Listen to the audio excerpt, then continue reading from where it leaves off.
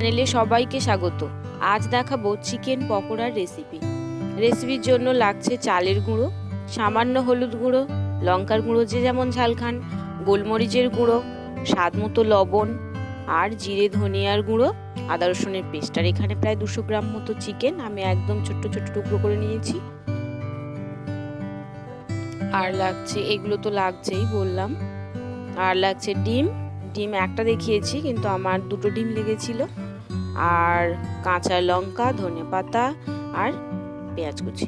আর main উপকরণ আমাদের বেসন।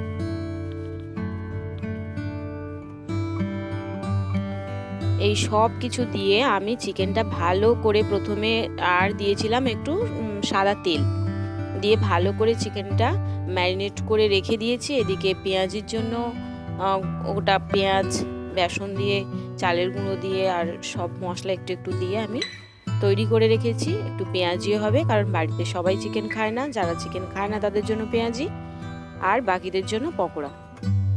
প্রথমে আমি এই পেঁয়াজিগুলো ভেজে নিচ্ছি, আগেও কয়েকটা ভেজে নিয়েছি।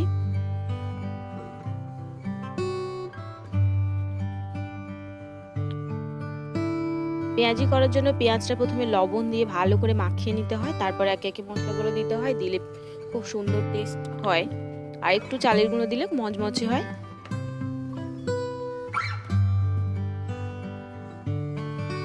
সবকিছু ক্যামেরাতে দেখানো হয়নি, একটু স্কিপ করে গেছে।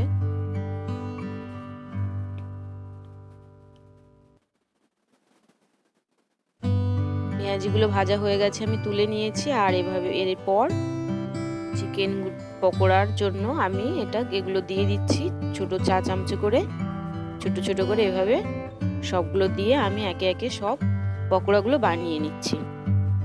আমার চ্যানেলটি যারা সাবস্ক্রাইব করেছেন তাদেরকে অসংখ্য ধন্যবাদ। আর এখনো যারা সাবস্ক্রাইব করেননি আমার নতুন বন্ধু, তারা প্লিজ আমার চ্যানেলটি সাবস্ক্রাইব করবেন, লাইক করবেন এবং শেয়ার করে এভাবেই আমার পাশে থাকবেন সবাই।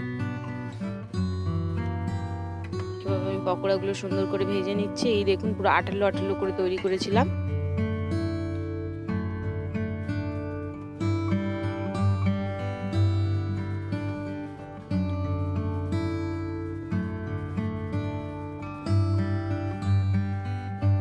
এভাবে একে একে সব পকোড়াগুলো আমি তৈরি করে নিচ্ছি।